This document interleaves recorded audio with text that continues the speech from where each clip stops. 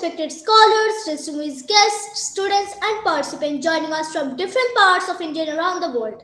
Myself, Pritili Modak. On behalf of Modak Academy, I extend my heartfelt welcome to each one of you to today's international webinar. Today's topic for this enlightening session is Understanding Manusmriti through its opening verses. The Manusmriti has long been one of the most influential and widely discussed texts of the Indian intellectual tradition. Its opening verses establish the philosophical foundation of the world and introduce its vision of dharma, knowledge, and cosmic orders. Today's webinar aims to explore these foundational verses with historical insights, philosophical depth, and textual clarity. It is my great privilege to introduce our eminent speaker, Mr. Nithin Sridhar. Mr. Nithin Sridhar is a director of the INDICA Center for Moksha Studies and an institution dedicated to the dissemination of Indian philosophical and spiritual knowledge with a special focus on Advaita Vedanta. He holds a degree in civil engineering and is a distinguished author, researcher, and public intellectual who has written extensively on Indian philosophy, religion, spirituality, ecology, and social issues. He is the author of 7 acclaimed books, including Majga of Hinduism, Samanya Dharma, Ishupanishad, an English commentary, and Menstruation Across Cultures, a historical perspective. His latest work, Chautha Sloki Manusmriti, an English commentary 2025, presents a profound philosophical analysis of the opening verses of the Manusmriti, placing them within the broader framework of Hindu epistemology and theology. Earlier, he served as the editor of IndiaFacts, a respected portal dedicated to Indian history, culture, and civilization. He is based in Mysuru, Karnataka. We are truly honored to have such a distinguished scholar with us today to guide us through this important and thought-provoking subject. Without further delay, I warmly invite Mr. Nithin Sridhar to deliver his insightful lecture on understanding Manusmriti through its opening verses. So the virtual stage is all yours. Thank you. Namaste. Thank you for the kind introduction. Am I audible? Yes, sir. Okay. Let me begin with a prayer. Vakratunda Mahakaya Koti Surya Samaprabha Nirvignam Kurume Deva Sarvakaryeshu Sarvada Jayanti Mangala Kali Bhadrakali Kapalini Durga Kshama Shiva Dhatri Swaha Swadha Namostute Ishvaro Guru Ratmeti Murti Veda Vibhagini Vyamavat Vyapta Dehaya Shri Dakshina Murte Namaha Sadashiva Samarambham Shankaracharya Madhyamam Asmadacharya Paryantam Vande Guru Paramparam Shri Gurubhyo Namaha Hari Om. Namaste everyone. Once again, thank you for the invitation. I'm very glad to be here. Let me just share my screen.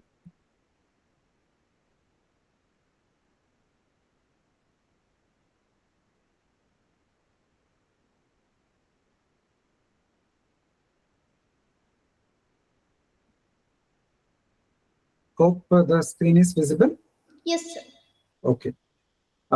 So the topic of my presentation today is Understanding Manusmriti through its opening verses.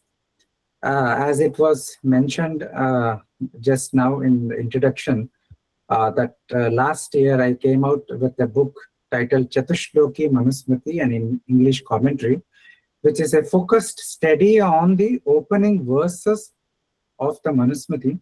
And in this talk, I will briefly take you through some of the interesting aspects I discovered, I understood as I was studying these opening verses of Manusmriti in quite a detailed study when I was researching for the book.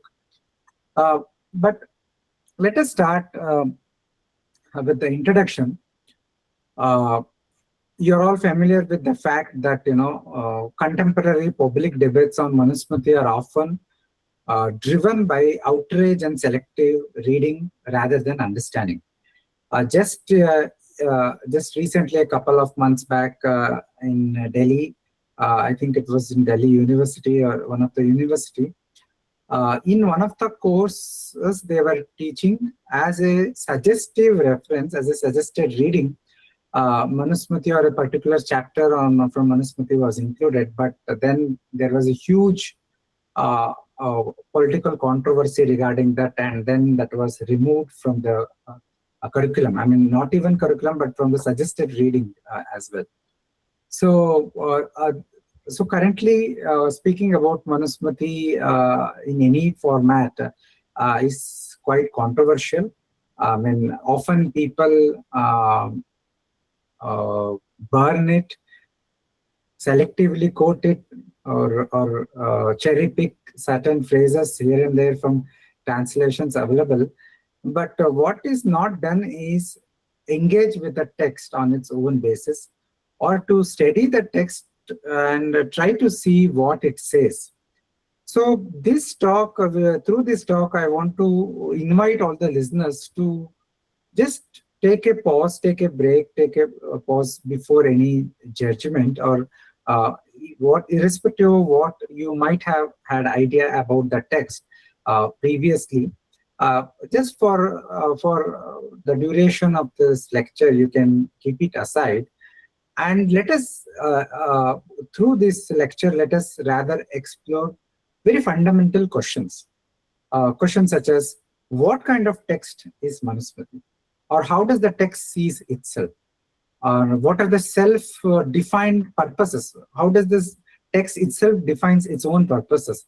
Or does the text tell about who are its intended audience? Or how to approach the text today, and how is it relevant today? And through this talk, I try to explore these questions, try to come up with a clear and concrete answers to these. And the method I have adopted here is the Chatushloki method, the Chatushloki approach that I have adopted in great depth in my book. And I will be just presenting some conclusions from that study, some ideas, some insights from that study. Chatushloki, the phrase Chatushloki in Sanskrita means 4 verses.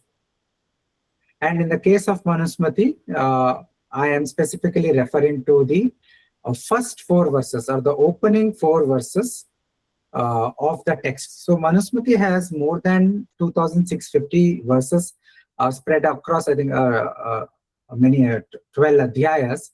Of that, the very first chapter, the opening 4 verses of the first chapter of the Manusmriti, is what I am referring to as Chatushloki.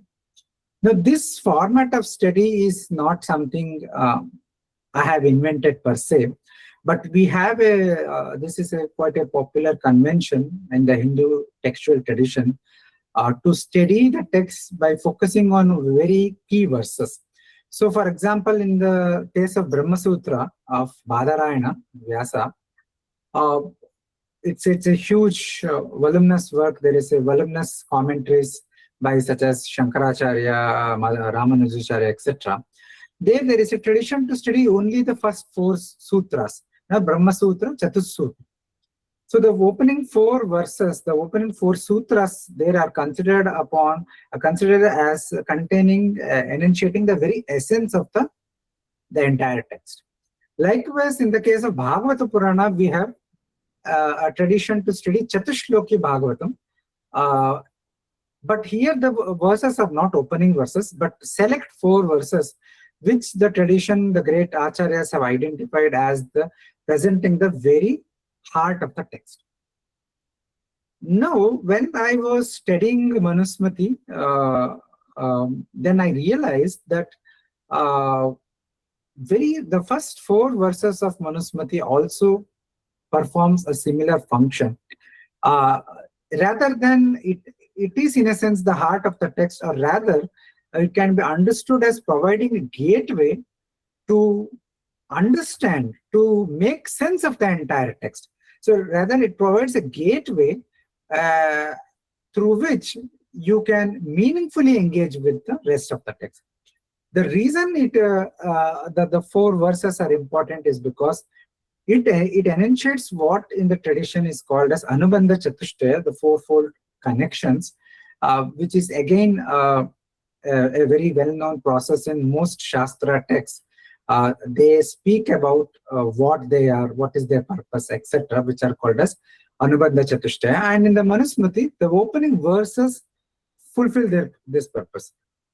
The four verses are Manum Mekagram Asinam Avigamya Maharshaya Pratipuja Yadhanyayam Idam Vachanam Abruvan Bhagavan Sarvavarnanam Yathavat Danupurvasha Antar Prabhavanam Cha Dharmanno Vaktum Arhasi Tvameko hi asya sarvasya vidhanasya swayambhuva achintyasya aprameyasya karyatattvartavit prabho sataihi prushtasthata samyagamitaujau mahatmabhi pratyavacharcha tan sarvan maharshin shruyatamiti. So if you just take a plain translation, so I've just used a translation from my own book. Basically, the first four verses, you would expect a book on a Dharma Shastra, a technical treatise such as this, or a text which is usually considered as a law book, and in contemporary Indology and a narrative. Usually they call it as Laws of the Manu, a law book or a constitution-like book. The expectation is it would straight away jump to enunciating rules, this rules, that rules, do this, don't do this, etc. But interestingly, instead what we find is a narrative, a story here. The story is the great Swayambhuva Manu, the mind-born son of Prajapati Brahma. He is seated in one-pointed concentration. So when he is seated in such a one-pointed concentration, a group of Maharshis, great sages, approach him. And after paying him respect as a great teacher, they address Swayambhuva Manu in following words. So this is what the opening verse says. To Manu, who was seated in one-pointed concentration. Manum ekagram asinam, one-pointed concentration. Avigamya Maharsha approached the great sages. Pratipuja Yathanyayam, after paying mutual respects. Idam Vachanam Abruvan, they said, address these words. So what words? The sages did stuti of Manu. They called him, Hey Bhagavan, you one who possess great power, great opulence. Vaktum Arhasi, you alone are competent to speak about Dharma.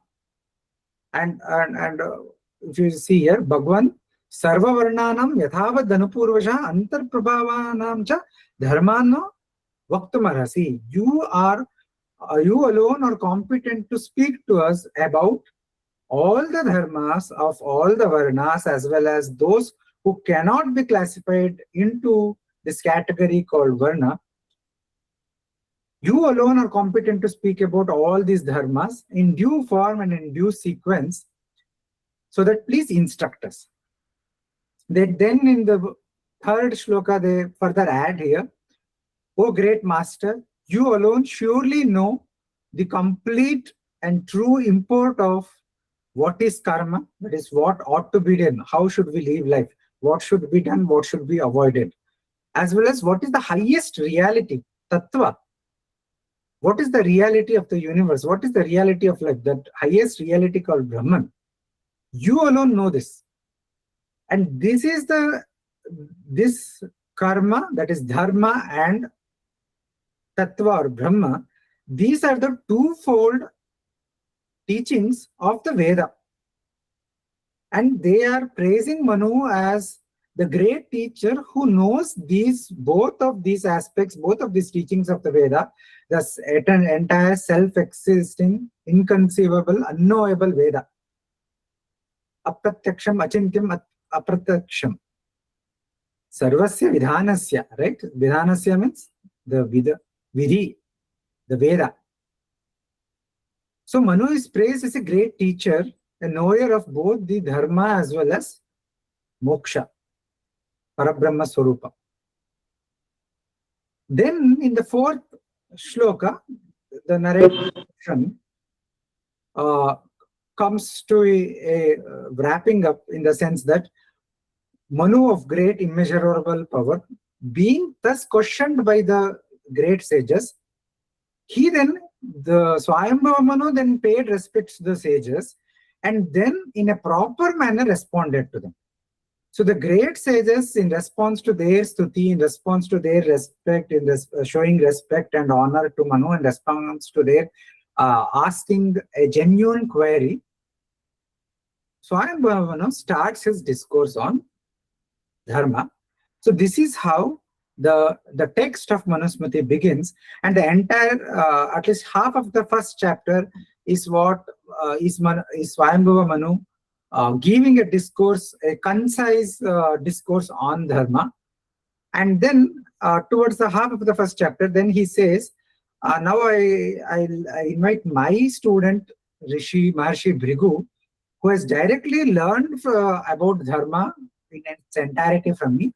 He will take you through a more broader, a more detailed enunciation about dharma.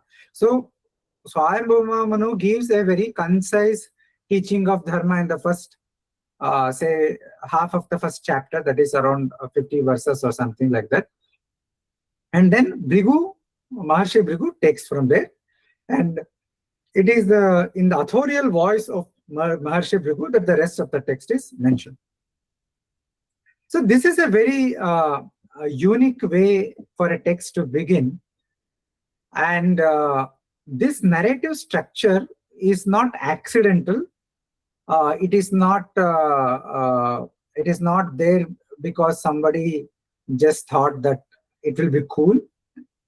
It is definitely cool, yes, but it is not accidental, but rather it is a deliberate inclusion, the way the text has been composed, in order to enunciate, bring out the Anubandha Chatushtaya and some more ideas about, say, what is the quality of the Guru, or why Swayambhava Manu is a great teacher. So some of these ideas they wanted to bring out at the very outset of the text, before you even enter the actual text.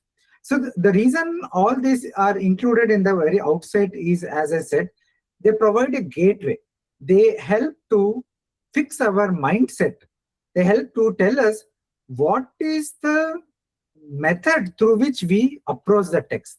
They are telling us what is the nature of this text and how should we approach it to derive meaningful teachings from the text. Because a Shastra is not Kavya. It is not merely a fiction novel or something that we simply read for, say, our time pass. A Shastra is a technical treatise which has a particular purpose. It is enunciating a particular vidya, a particular stream of knowledge. In the Mahabharata, we have this Ashtadasha Vidyasthanas, the 14 plus 4. And one of the Vidyasthanas is Dharma Shastra. So this is a very important topic. And therefore, the Shastra tradition, the Indian knowledge tradition, it has devised different methods to systematically explain, to systematically communicate and transmit various aspects of this knowledge. So, and Anubandha Chatushtaya, the fourfold connection is very important aspect of it, which provides us a better footing to how we can enter the text.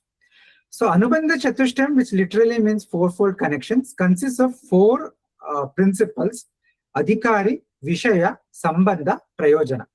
Adhikari means who is the intended audience, or who is the qualified student to study a particular text, or for whom the text is addressing its teaching. Vishaya is the subject matter, although Vishaya means object. That is here the subject matter. What is the topic that is being discussed in the text? Prayojana means what is the end result? Why should we study the text? What is the purpose? What will we gain by undertaking this whole difficult task? Sambandha is the mutual connections between, mutual interrelationship between all the other three. So these fourfold connections are called as Anubandha Chatushtaya.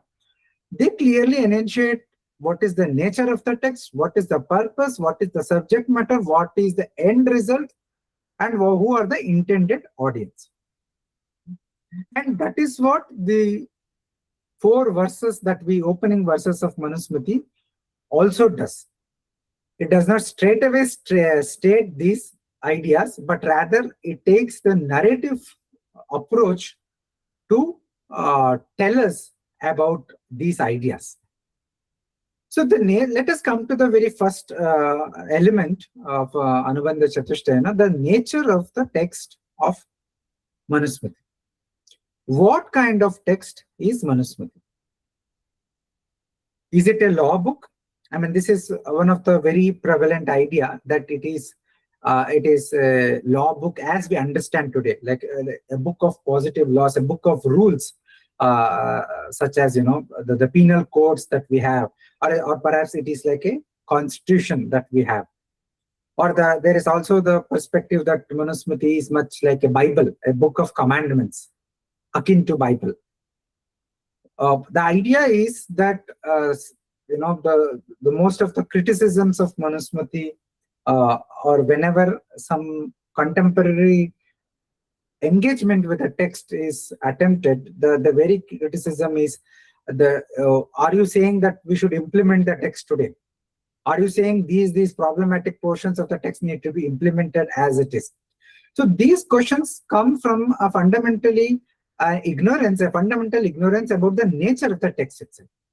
So the fundamental assumption is Manusmriti must be some kind of text which is meant to be hegemonically implemented, such as a law book, a constitution kind of book, which is hegemonically imposed upon the citizens through the power of a state, or biblical commandments of a Bible-like text, which is again hegemonically imposed through a church-like religious institution.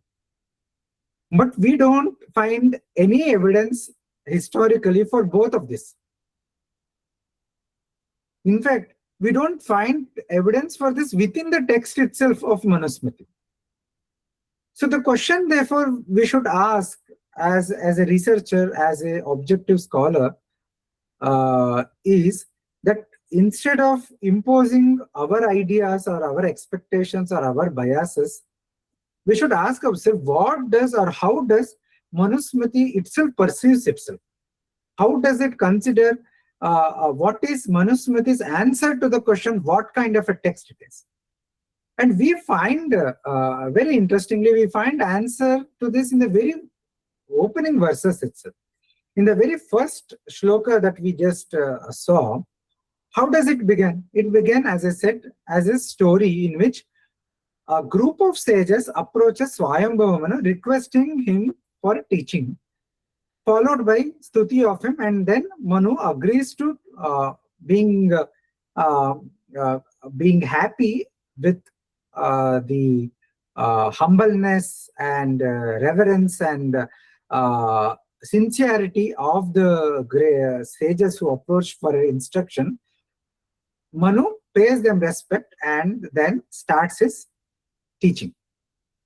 So this framing of the text, the text frames the whole enunciation of the text. The Swayambhava Manu next then starts his teaching by saying, listen.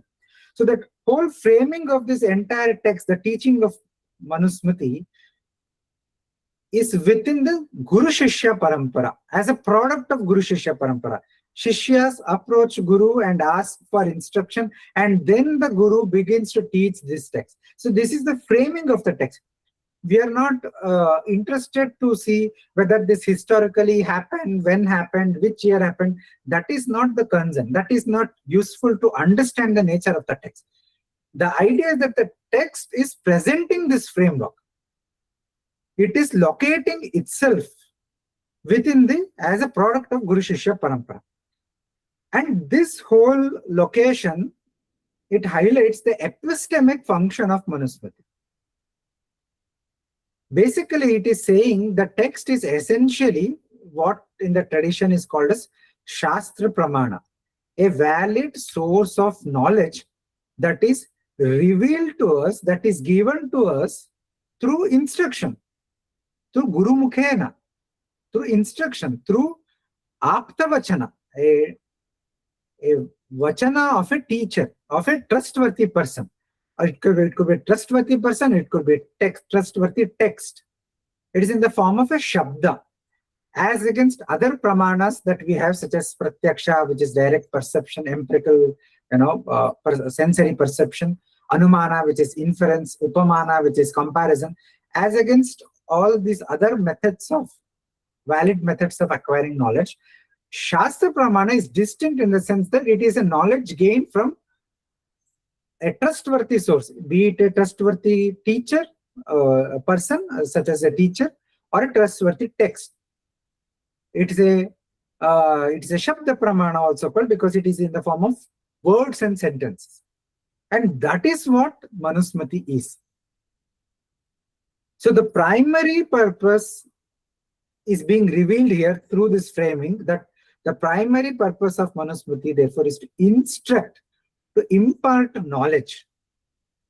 So being a source of knowledge, the text also performs a pedagogical function in facilitating the transmission of this knowledge.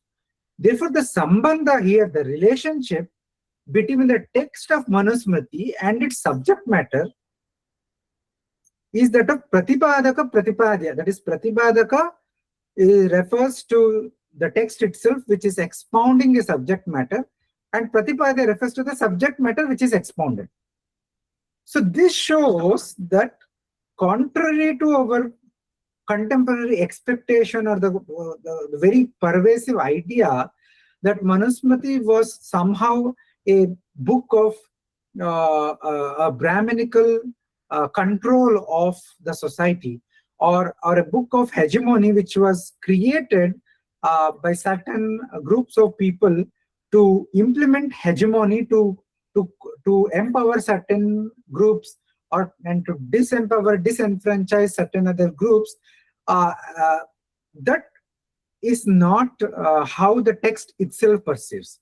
The text perceives itself simply as a Shastra Pramana, as a text whose purpose is to reveal knowledge. It does not have a power to mandate us or to force us to do one way or the other way. In fact, Shankaracharya mentions in his Bhashya about the nature of the Shastra. He says that Shastra can reveal knowledge, but it cannot force you to do one way or the other way. It is up to the free will of the people to decide how they act. The purpose of the Shastra is to inform, is to enlighten, is to show the meaningful path, show the elevating path.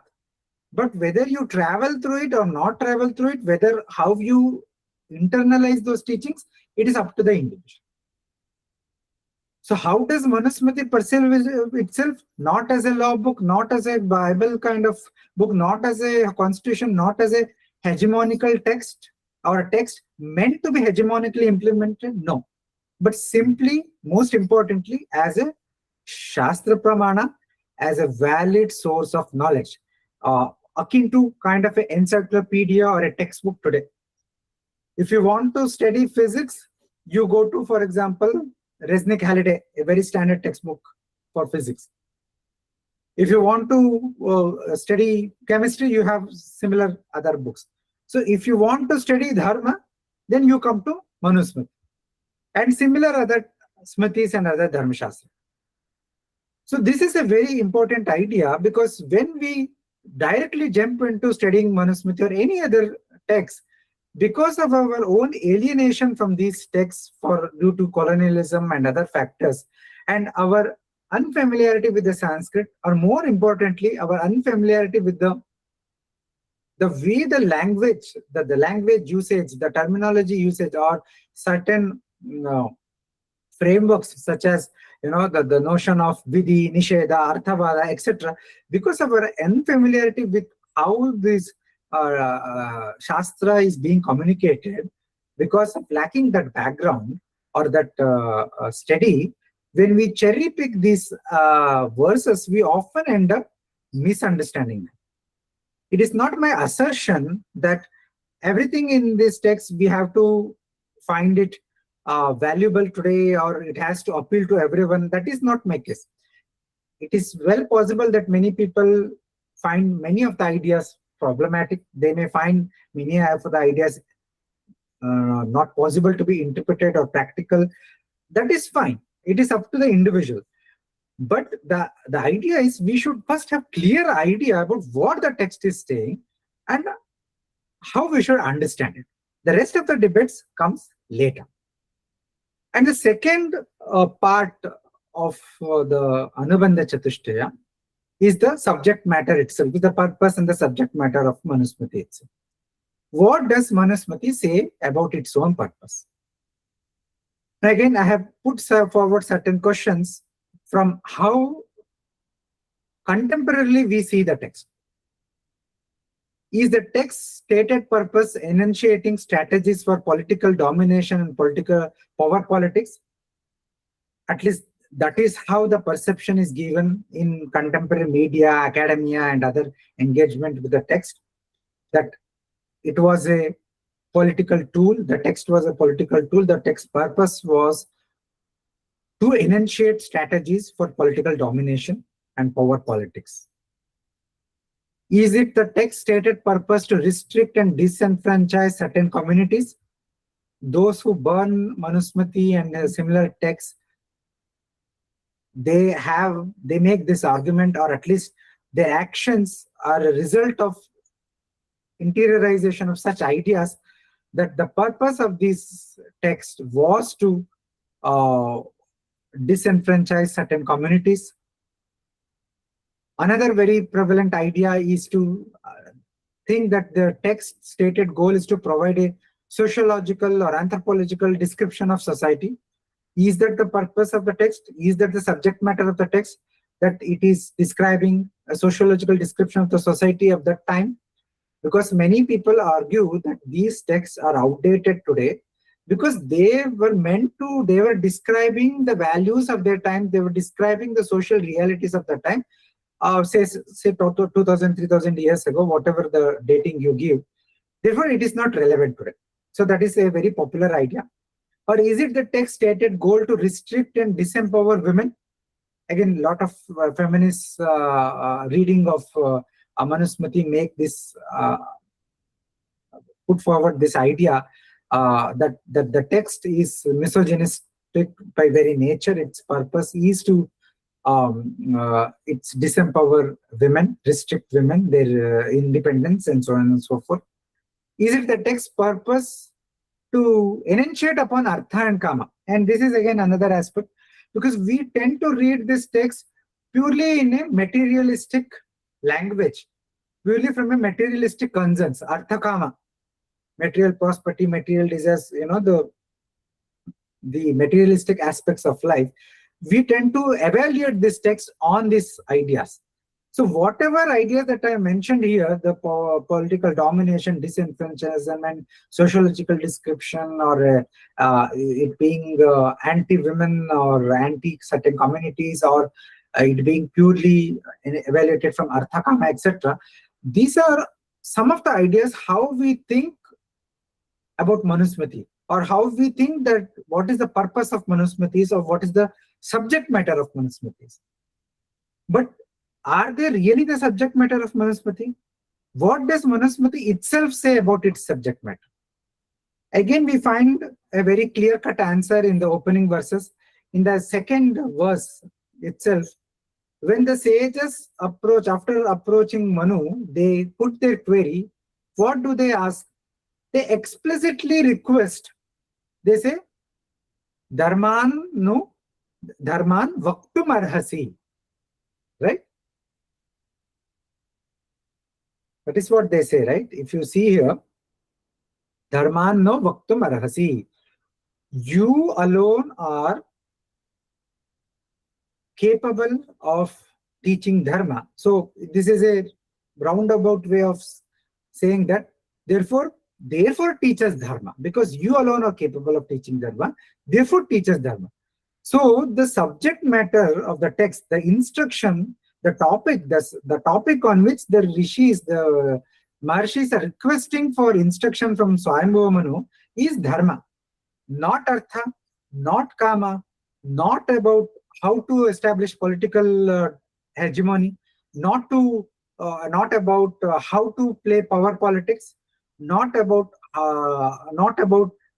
coming up with stratagems to disenfranchise certain communities or disempower certain genders, or not to create a manual that gives sociological and anthropological description about the society. It is not concerned about, say, for example, describe a society based on its wealth description in society, or wealth distribution in the society, or wealth inequities in the society, or how to create equality, social equality. These are all not the concerns of the text.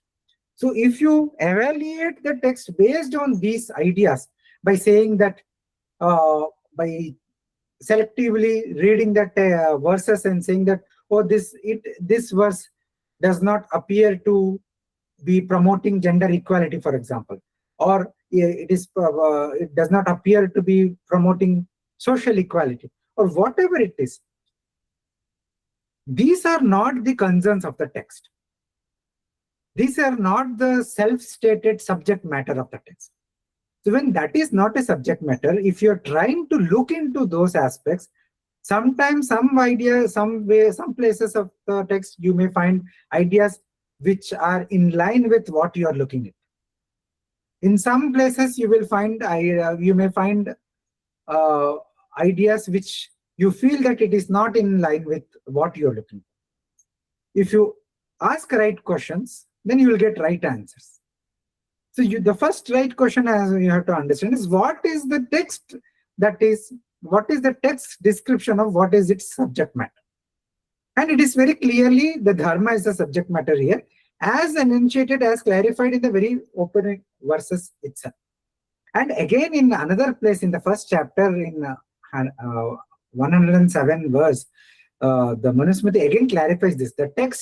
This text expounds dharma in its entirety, including both the virtues and the faults of human actions. So both dharma and adharma, and sets forth the timeless code of conduct to guide all people.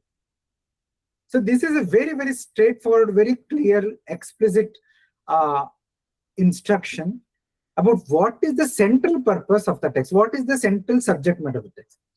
Yes, because dharma is relevant in all areas of life, the text does touch upon artha, does touch upon kama, does touch upon political power, say in the form of raja dharma and legal jurisprudence. Yes. However, its standpoint or its central concern is dharma. And we will see what is the definition of dharma briefly. So we should not lose sight of this vision, this central purpose of the text, this vishaya of the text. The sambandha, the vishaya, we have to have clarity on all of this. The adhikari, vishaya, sambandha, prayojana. When there is clarity on this, then when we engage with the text itself, then the chances of us superimposing our bias or our expectations or whatever ideas we want to look into the text, we want to read into the text, will be minimized. And then we will be more open-minded and open-hearted to study and understand what the text itself wants to convey. After all, that should be the purpose of studying any text, right? Even a kavya, even a poetry, the purpose of the study is to understand what the text is telling us, rather than what we want to superimpose on it, right? So the next question is, we saw that dharma is the subject matter, vishaya, that Manusmriti is concerned about. So, but what is dharma? What is the end result of pursuing it? And why should we study a text on dharma? What would one gain, by such a study? What is the prayojana? What is the end result? This is a very obvious question. I mean, we all are thinking rational beings. We all have desires. The first question always is, why should I do something? So we eat ice cream because when we eat ice cream, it gives us pleasure. It gives us the temporary, we feel great, we feel happy, right? So similarly, we all actions are motivated towards some result.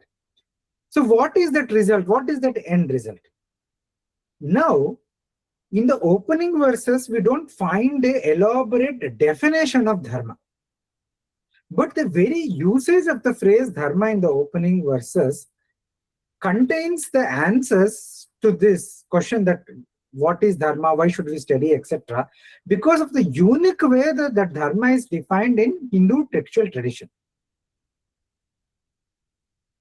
So in Mimamsa Sutras, for example, we find a definition of dharma that Chodana Lakshana. There, I just forgot the whole sutra.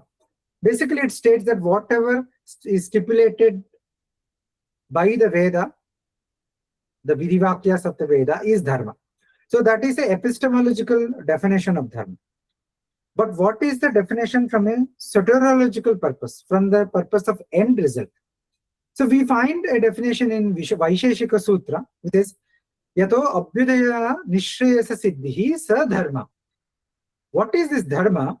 Yatha, that by practice of which you are able to attain Abhyudaya and Nishreyasa. Nishreyasa, Abhyudaya, Siddhi.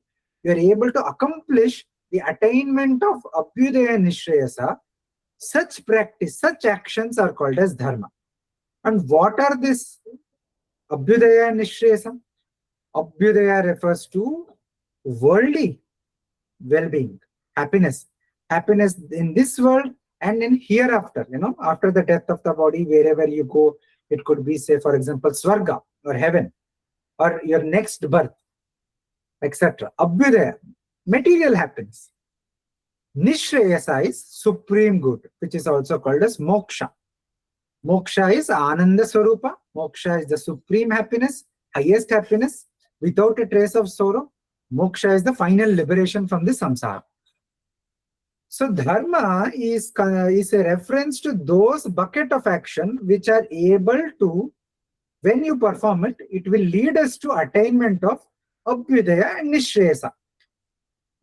Well-being in this world, well-being in the hereafter, and ultimate well-being in the form of moksha. This very idea is repeated in the Smritis also. In the Manusmriti, we have in the first chapter itself, there is a shloka which says, for distinguishing between two different buckets of action, Bhagavan created dharma and adharma. So basically saying, when we say karma or action, it is simply telling about karma means simply action. It is not telling about what kind of action. To distinguish between two different kinds of action or different kinds of action based on the type of results they give, Bhagavan created two buckets of action. One is dharma and other is adharma. How do we understand, how do we identify what is dharma, what is the bucket of actions called dharma, what is the bucket of actions called adharma? We identify it through the kind of results they give. That bucket of action which gives sukha dukkha, or that bucket of action which gives sukha or happiness is dharma, and that bucket of action which gives dukkha or sorrow is adharma. And it says sukha dukkha adivi and the like, and similar such. So the commentator Medhatidi clarifies that it is not just sukha and dukkha. Your sukha implies attainment of swarga also, the heaven after the death of the body. So the happiness is both here in this world, in this life, through arthakama, etc. And also in the next life, when you take rebirth, and also, between two births, when you attain, say, for example, swarga. Your attainment of swarga, where you experience great happiness, is also dependent upon this practice of dharma. The opposite is naraka, dukkha, etc. is given by adharma. Similarly, moksha, the path towards moksha is paved through dharma, and path towards more bondage to samsara, more bondage to this world is paved through adharma. So to summarize, if you have to put all this, there are many such, verses, many such citations I can give from Parashara Smriti, Parashara Madhava, and many other texts. But ultimately, if you can combine this, all the understanding to summarize it, what is dharma and what is the end result of pursuing it. Unlike artha, kama, or moksha, artha leads to material prosperity, kama refers to empirical pleasure, the sensory pleasure, moksha refers to ultimate liberation, spiritual liberation. Unlike them, dharma is unique because it is the connecting link that that facilitates pursuit of all the other purusharthas. It connects artha kama, the worldly pursuit, attainment of worldly happiness on one hand, abhyudaya, with attainment of moksha, nishreyasa. Different dharmic methods or different methods of dharma, different practices of dharma that Manusmriti and similar dharma shastras that they enunciate, they are methods to attaining happiness and overall well-being. So the end result of this practice of dharma, this study of Manusmriti, followed by practice of dharma that are applicable to us, that we are capable of, that our capabilities, our temperament, our ritual state is able to give us eligibility to, or is able to help us to attain the end result. That end result is happiness and overall well-being, which includes sukha, happiness in this world, swarga, attainment of heaven, etc. in the next, after the death of the body, better life, better sukha in the next janma, attainment of purification of the mind, chitta shuddhi, which will lead to eventually to moksha. Because moksha is not possible without jnanam, and jnanam is not possible without chitta shuddhi, purification of the mind. So dharma paves the way for moksha also. So the prayojana, or the end result of studying dharma, texts like Manusmriti, followed by sincere practice of dharmic methods in everyday life, is sukha, swarga, chitta, better next janma, chitta shuddhi, and moksha. So dharma is one method, one key that can actually provide us control over our future. Not artha, not kama. Dharma provides that key to control our future. Wherein the future is not just future in this life, but also what happens hereafter, what happens after the death of this body. Manusmriti in another place says that after the death of the body, neither wealth, etc. does not accompany a jivatma, an individual. It is dharma, adharma alone that accompany you. Both the results of this good actions and bad actions, righteous actions, criminal actions, dharma, duty, and violations of it, dharma, adharma, they alone accompany. So the prayojana of studying the text is to gain knowledge about what is dharma, what is adharma, what are the universal tenets of dharma, what are the universal practices and methods of dharma that can be practiced by one and all, and what are the specialized tailor-made practices of dharma called as Vishesha Dharma that are relevant to me, that are part of my Swadharma. So that is why in the opening verses, when the rishis request for teachings about dharma, they simply do not mention dharma and leave it there. They mention dharma for all the chaturvarnas, all the four varnas, as well as antarprabhava. Those who are technically, literally speaking, those who are born from in between these varnas or from the mixed origins. But it is a reference to those who cannot be designated with any of the varnas. So the rest of the humanity, everybody. So it is specifically mentioned Chaturvarna as well as Antarprabhava, showing that there are both universal principles, universal methods of dharma, but there are also tailor-made methods of dharma, tailor-made ritualistic methods, ritualistic states. So this, contrary to, again, we don't have time to go this here about what is varna. I have in my book Chatushloki Manusmriti, there's a long chapter on multi-dimensional perspectives on varna. But the essential idea is that if you study the Upanishads, the Brihadaranyaka Upanishads, and then study the Manusmriti, varna is essentially reference to it is actually a ritual designation. It is not a social or political or any other kind of designation as we understand popularly, but it is a ritualistic designation wherein its purpose is to indicate what is the particular tailor-made methods of dharma that is relevant to that person, or that is most appropriate to that person. Here, appropriateness or competence means that those methods through which one can attain the result. The result is the same: Sukha, Swarga, Chit, Shuddhi, Moksha. And everybody can attain this result by practicing those kind of methods which are most suitable for them. It is just like saying,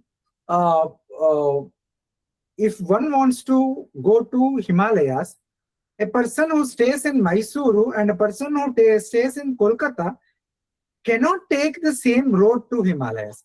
Their paths may eventually converge as they go nearer to Himalayas, but their beginning points or in midway, they still have to travel the path they want to take. The shortest path from their city to Himalayas. If one who stays in Kolkata, they want to first come to Mysuru and then come to Himalayas, then that is traveling a longer path. And you may get lost in between. Right? So the idea is, similarly, the Shastra's purpose is to teach you the path which is most appropriate to you. And the framework it uses is the framework of Varna and Ashrama. The ritual state of a person is Varna, and the Ashrama is the stage of life.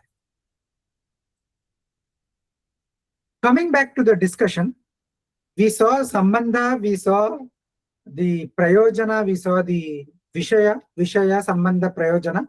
And finally, we come to the question of who are the intended audience of Manusmriti, or the Adhikari. And here again, there is an idea. Often, in the internet and other places, when discussions such as comes, who should chant a mantra, who should chant this stotra,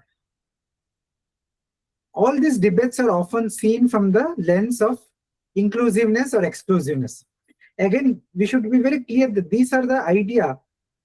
The text itself is not speaking from the perspective of inclusiveness or exclusiveness. We'll come to that. These are the concerns we are superimposing upon the text. So we ask these questions come very often. Is dharma inclusive or exclusive? Whenever this varnashrama comes, that is the first question. You are saying only these for the brahmanas, these for the kshatriyas, so you are excluding people. So are there dharmas for those who do not belong to these identities? Similarly, the question such as, were these texts like Manusmriti accessible to one and all, or was the knowledge restricted, or were certain communities completely prohibited from all forms of knowledge? Was knowledge about dharma itself was restricted? Was it only exclusive to certain communities? So the question is, how does Manusmriti self-describe about its own intended audience? That should clearly give us an idea about this whole debate. In the second opening verses itself, we see, as I mentioned just a while back again, that when the sages requested Manu for teaching about dharma, they did not say that only give dharma relevant to, say, brahmanas.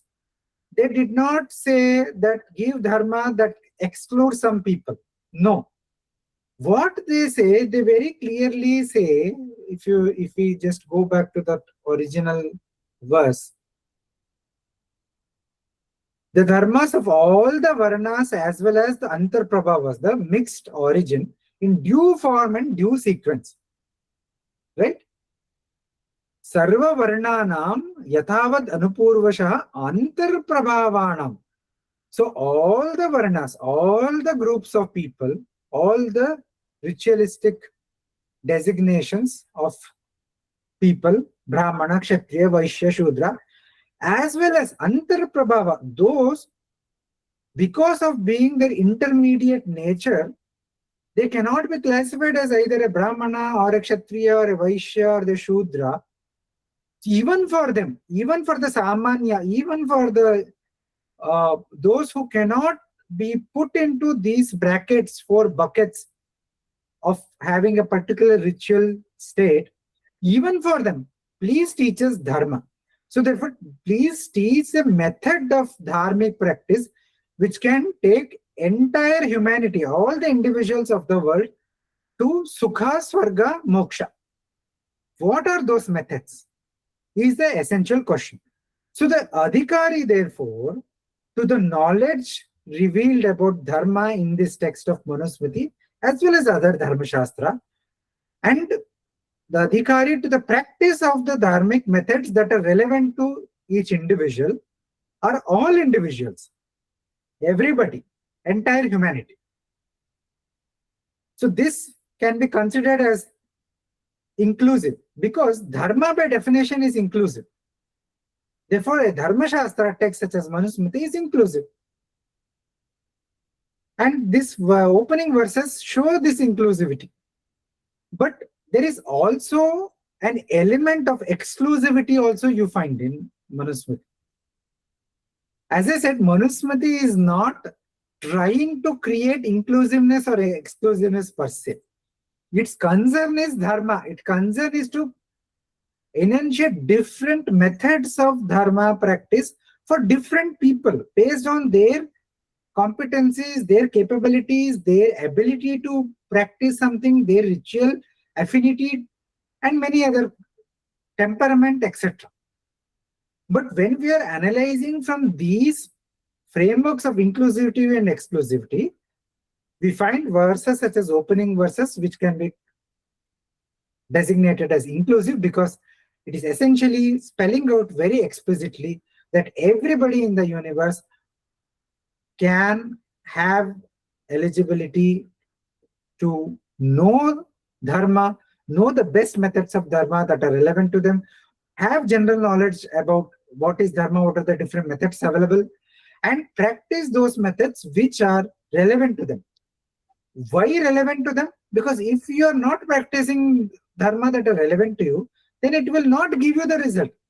That is why Bhagavan Krishna in Bhagavad Gita says, Swadharmo nidhanam shreya.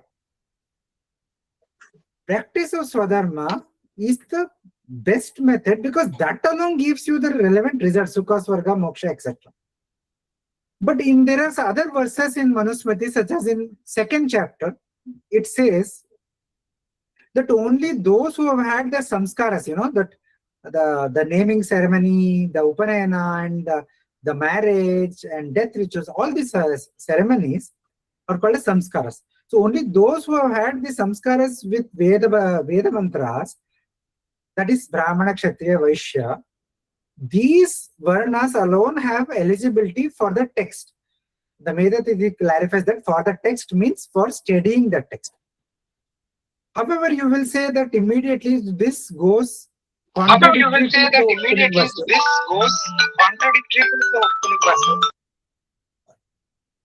This goes contradictory to what the opening verses say.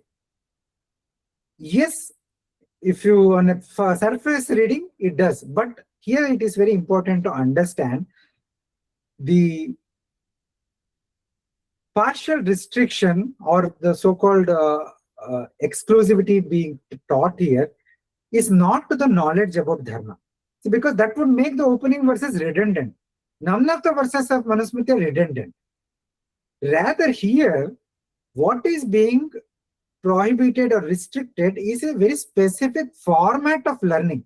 Learning in a Gurukula Adhyayana format, wherein it is not merely studying. It is very different from how, say, for example, you're listening to lecture about Manusmriti, or you can read the texts and translations in the internet that are available. Or you can, if you know Sanskrita, you can download the text itself and you can read it. Or you can read audio lectures of it. You can study these texts in a university setup. All these are not the ones that is prohibited or that is being restricted. What the second chapter 16 number verse is speaking about is with respect to adhyayana format of learning the text, wherein you go to a guru when you are in the brahmacharya avastha, stay with the guru, you practice brahmacharya for a period of whatever years, 3 years, 4 years, whatever years that will take for you to study the text. You do guru seva, guru shushrusha, go do the household works and other kind of seva to the guru, and you practice other forms of tapascharya. There are lot of rules and regulations for a brahmacharya ashrama. When you study the text in through following all these tapascharya and in a particular format, adhyayana format, wherein the guru teaches and you repeat it, and that method is there.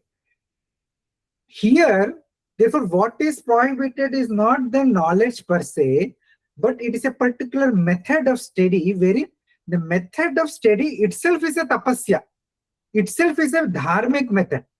And this format of study, wherein this studying of a text itself is a tapasya, itself is a dharmic method, with respect to Manusmriti is being restricted to Brahmana, Kshatriya, Vaishya.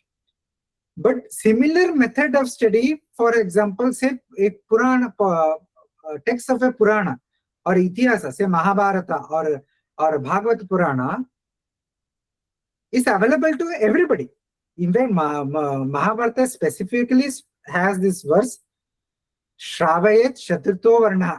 There is a verse in Mahabharata which speaks about how this Adhyayana method is available to everybody with respect to Itihasa Puranas. So this is about that particular method of study wherein the study itself is a tapascharya. And whether we accept it or not, this is what the text is saying. That is first thing we should understand. So it is limiting a particular format of study of a text accompanied by this brahmacharya, guru seva, etc., wherein the study method of study itself is tapascharya, and this adopting the method of study itself will give its own phala, its own punya, etc. That method is being prohibited, wherein prohibition means, a restriction means that if others opt for that method also, they will not get the intended result of punya, etc., not the knowledge. But knowledge is already available, is already everybody is eligible for it, as indicated in the first opening verses itself. Second, in the same second chapter, in the 13th shloka, Manusmriti again places another form of restriction. It says the knowledge of dharma is ordained only for those who are not addicted to the pursuit of artha and kama, or addicted to the pursuit of material prosperity and material pleasure. What is being indicated is, unless, as long as you are fully addicted to this, your career, money, prosperity, buying new cars, building bigger houses, making lots of money, that is fine. Dharma, artha and kama are important purusharthas. But your focus is only purely on that, then you will not realize that there is much more to life than that. After a time, you will face a lot of people in corporate, etc., in very high risk, high stressful situations, often find this midlife crisis, this burnout crisis, wherein there is a loss of meaning. They are every day mechanically working on earning money and all. There comes a time when there is loss of meaning. What am I doing? Why am I doing? That is when you discover that there is much more to life than that. And only then you will turn to dharma. So that is what the verse is saying. Unless you realize the fact that artha and kama are not the be all end all of the life, and you withdraw from your one-pointed pursuit of only worldly pleasures and prosperity, you will not recognize that there is a higher goal, a higher form of happiness, a higher form of well-being. So until then, no matter how many dharmic instruction somebody gives them, it will be not fruitful. So one may go to many religious talks, one may go to attend great spiritual teachers, their lectures and all. Still, it will make no difference to you. Still, the dharmic instruction will not make a difference. So it is not that these people are not eligible per se. It is that their mental orientation prevents them from pursuing dharma. So once the orientation is rectified, then they will become eligible to receive the knowledge about dharma, to understand where they stand in their spiritual journey, where they stand in their dharmic journey, where they stand in their multi-life's journey towards moksha. And then they are able to adopt those methods of dharma which is most appropriate for them, so that they travel towards moksha. They travel, they reorient their lives towards more meaningful, more higher pursuit, more elevated pursuit. So to summarize, whether if we are applying this framework of inclusive or exclusive, so I think it is very clear by now that for the text itself, it is intended not as it does not want to be either inclusive or exclusive. Rather, the idea for it is that it actually wants that dharma to be practiced by everyone. So its vision is inclusive. But when you translate vision into practice, then it is seen that no two person is same. Even within a family, the father and the daughter may be having different perspectives, different capabilities, different understanding of life, different temperaments. If a husband and wife will have different ideas and temperaments and capabilities. Similarly, even the spiritual capability, ritualistic capability, dharmic capability will be different. Therefore, different methods have to be designed, have to be enunciated. And for that purpose, the text also mentioned which method is suitable for whom. And they have also designed certain methods which are universal in nature, which does not require any other capabilities or any other, or very basic capabilities are enough. And everybody can practice it.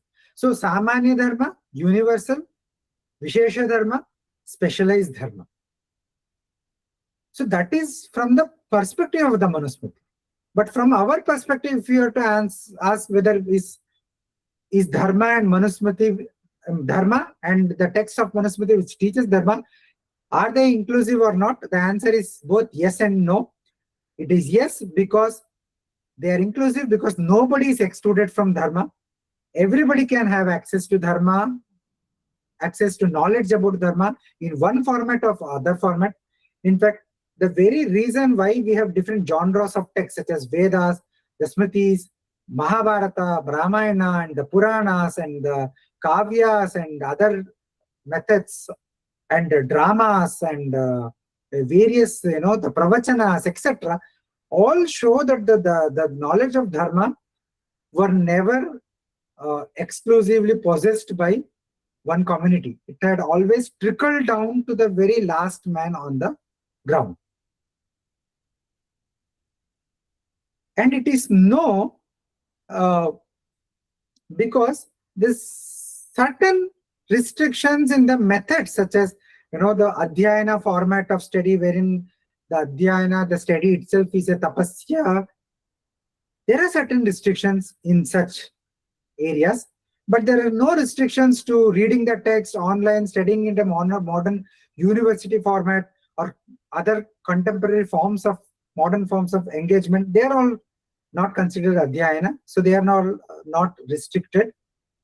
It is also no, because again I mentioned about addicted, the need to overcome the addiction to Arthakama, to some extent at least, to identify a higher purpose. Unless you do it, then no instruction of Dharma will be meaningful to you.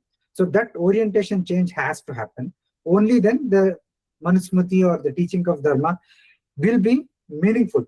If you have essentially an atheistic perspective to life, a Nastika perspective to life, or a very highly mechanistic, materialistic perspective to life and the world, then these teachings, you will simply say that these are all superstition, these are all,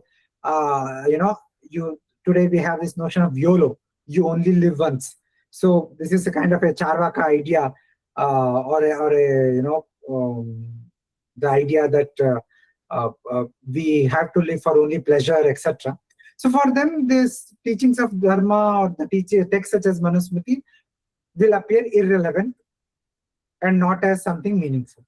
So it is about orientation also. So in reverse way, they lose eligibility for Dharma because of their orientation. How to meaningfully engage with Manusmriti, the hermeneutics of Shraddha? I think it's already past the time. I'll just quickly go through the next 2-3 slides and then conclude. So how to meaningfully engage with that Manusmriti, the hermeneutics of Shraddha? This is very, very important. I have introduced this idea in my book also, Hermeneutics of Shraddha. In the opening verses, you see how the sages approach Manu for teaching. It is that way that we approach the text also. The text itself is a teacher here. And we have to approach it respectfully, humbly, with open mind, open-heartedness, and with trust. What is this Shraddha? So these are excerpts from my book. Shraddha is defined by Shankaracharya as having trust in the words of the Guru and Shastra. It is not blind faith. You are trusting that these sources are valid. It is teaching a valid means of knowledge. And then when you trust it, what begins as a trust, when it matures, this trust transforms into conviction and finally into actualization of the truth expounded in the Shastra. So the end goal is realization of the truth. You start with trust, but therein, as you travel the path, you will have the realization of the knowledge, the first-hand understanding, the direct understanding of the knowledge. That is why Bhagavad Gita also says, Shraddhavan labhate jnanam. One who has Shraddha alone attains knowledge. So this is what is called as hermeneutics of Shraddha, the method to be adopted to approach the text. In Vedanta, you have what is called as Shravana Chatushtaya, wherein any instruction, any approach to a text starts with instruction or Shravana, listening to the enunciation of the text from a teacher, followed by Manana, intellectual reflection upon the subject matter until you arrive at a steady intellectual conviction. Then there is deeper nididhyasana, which is one-pointed contemplation of the essential truths, resulting in sakshatkara, the actualization of truths, the direct perception of those truths. So Shraddha transforms into sakshatkara. So this Vedantic method is applicable to all forms of Shastra understanding. And this is what I call as hermeneutics of Shraddha. And unless you adopt this, if you choose for in the modern academia, the preferred method is hermeneutics of suspicion. So if your starting point in approaching a text such as Manusmriti is suspicion, is bias, then you will only end up superimposing your ideas, your expectations, your biases on the text, rather than making the text blossom, open itself to what it wants to convey. The other ideas conveyed in the opening verses are the idea that Manu as a supreme teacher. We already saw this. I won't go again into this. But this idea of Manu as a supreme teacher also indicates the qualities of the Guru. So a Guru should, like Manu, should have complete understanding of the subject matter. And he should be willing to teach others. Having knowledge is not enough. Having realization is not enough. Should be willing to teach the students. That is what makes one a Guru. Merely having knowledge, one becomes expert. But unless there is willingness to teach, he cannot be a Guru. So these are two most important qualities of a Guru. So final remarks. Manusmriti is an important text of Indian knowledge and textual tradition. Its primary purpose is to reveal knowledge about dharma, which cannot be known from other sources such as perception, inference, etc. It is not a book of laws or commandments which are by design meant to be hegemonically imposed or implemented by state or church-like organization. It is a Shabda Pramana, a Shastra Pramana, and its prayojana, its purpose to enunciate a path, a dharmic method through which people can attain well-being, material well-being, spiritual well-being, sukha, swarga, and moksha. And towards this end, it enunciates very different types of dharmic methods, very different types of which are broadly classified into samanya dharmas, vishesha dharmas, etc. And being a shastra pramana, which is it is like a textbook on dharma, and dharma being eternal in its nature, Manusmriti is as relevant today as it was in the past. The essential teachings of dharma will not change with time. It is not that speaking truth was dharma in a previous age and today speaking falsehood has become dharma, just because large section of people, all of us speak falsehood in some or the other format in our everyday life. Just because we do that, falsehood has not become dharma. It is still truth or satya which is dharma, which can lead us to sukha, swarga, moksha, not falsehood.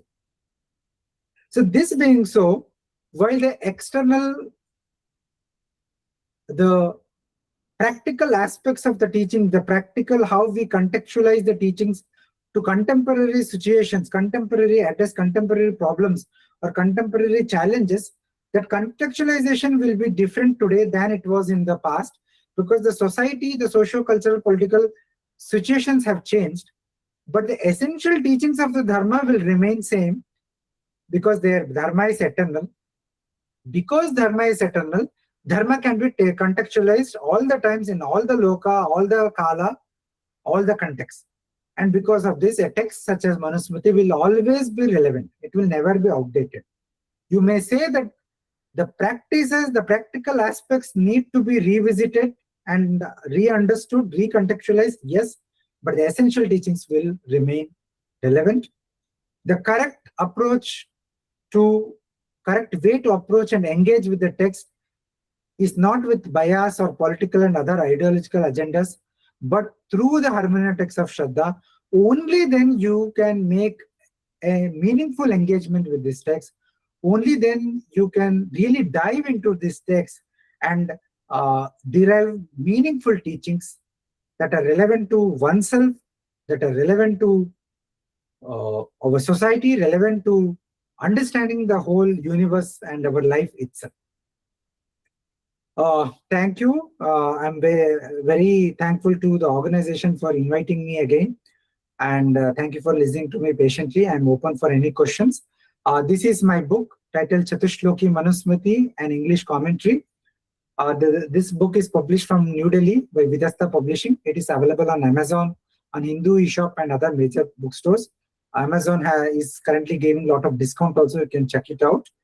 Or you can write to me also. You can take my email ID, etc. if you want to contact me. Thank you again. I'm very glad to have presented this talk. Thank you.